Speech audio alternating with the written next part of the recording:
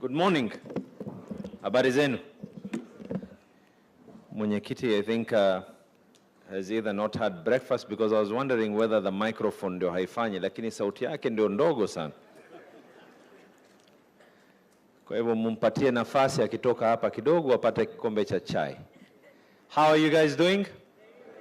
I don't have a written speech, but I want to speak from past experiences and current situations and what we feel the future will be able to hold.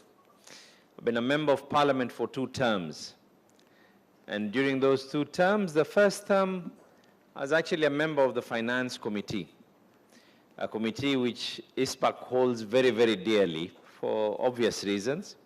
I was a member of the finance committee during my first term as a member of parliament. So I was meeting IsPAC quite a lot of times. During my second term of parliament, parliamentarians elevated me and they chose me to become the chair of the Public Investments Committee. So again, I was meeting IsPAC a lot, but this time round, I was meeting IsPAC because they had to come and explain the way Vice was saying that audited accounts. So on this side, I was getting the team explaining to me why they are having very irregular audited reports.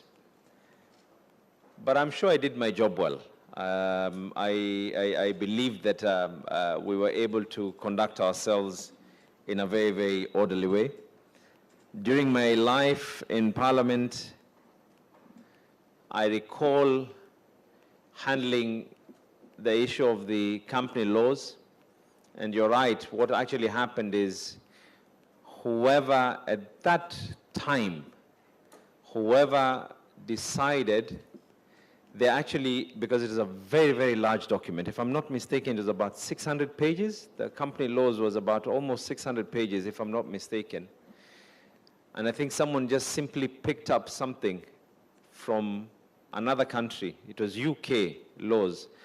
They made a mistake even when picking it, that some paraphrases, instead of the currency being in Kenya shillings, it was in sterling pounds, is where you would then realize the mistake that they'd actually done. So even that fact of what should not be audited, it was, I strongly believe they just couldn't own up to it, but it was because in those jurisdictions, it was meant to be 30 million pounds. So here we came up and we, but that is, I think, one of those success stories that we hope future generations will be able to be told that parliamentarians can be used for a good cause as well.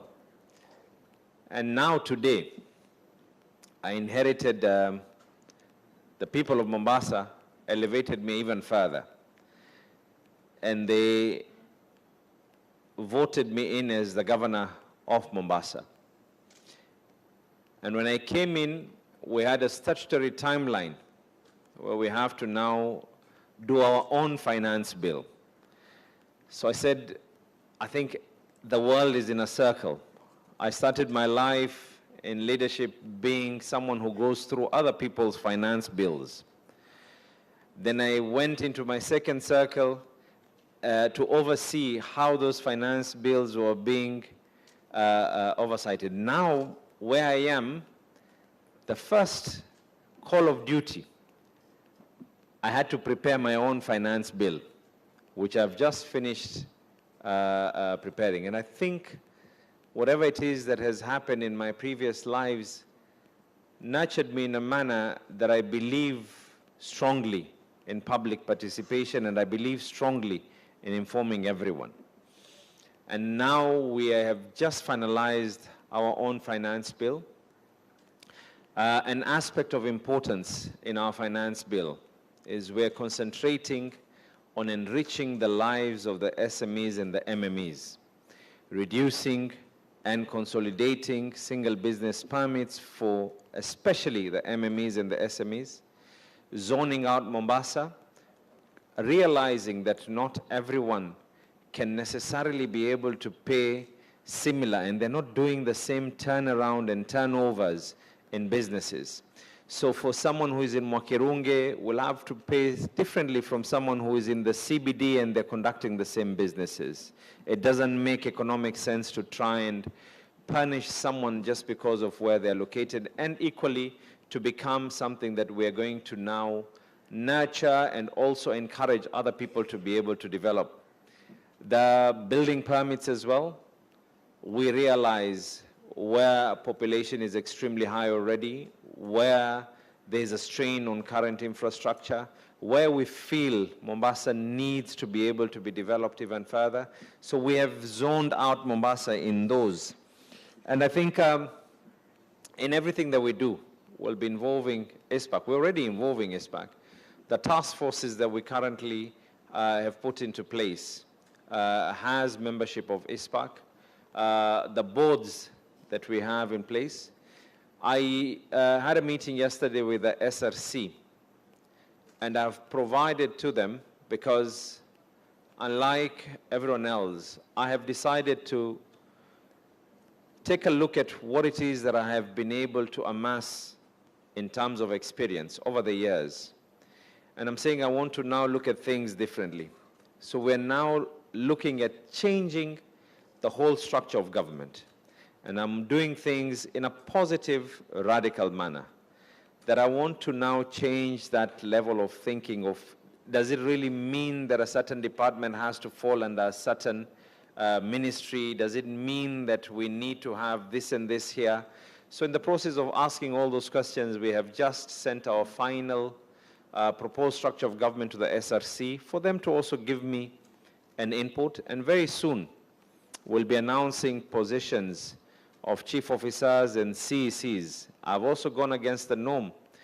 I'm of the strong belief that there are people out there who I don't know, who are smart enough to be able to assist me in running Mombasa.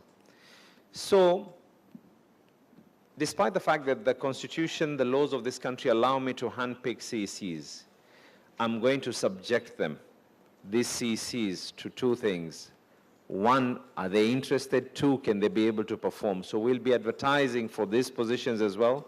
And amongst the people who are going to be in that team to vet those CECs, to tell me that we feel that these are the people you need to be able to work with, will be IsPAC membership as well. So I hope that you will be doing a tremendous job as you have done previously in all the others. So mine is just to say a big thank you to each and every one of you. It has been a beautiful journey. I'm hoping that 5 years from today, whoever is going to be on this podium will actually come up and say that amongst those who had the best audited reports, we can comfortably say that Mombasa was one of them.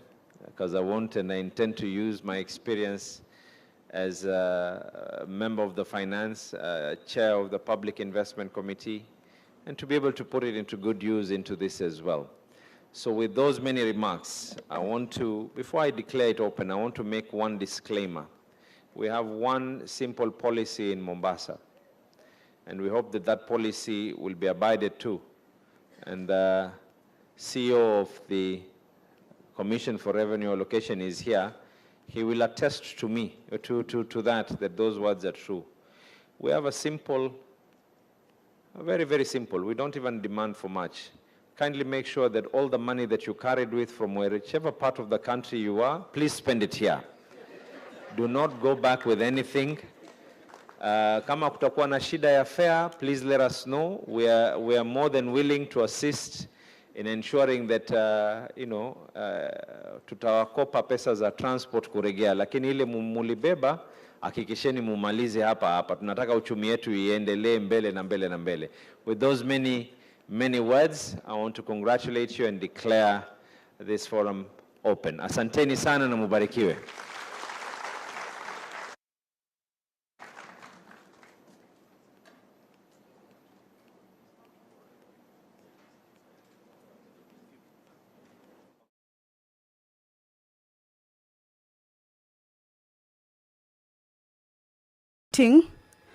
On this day of the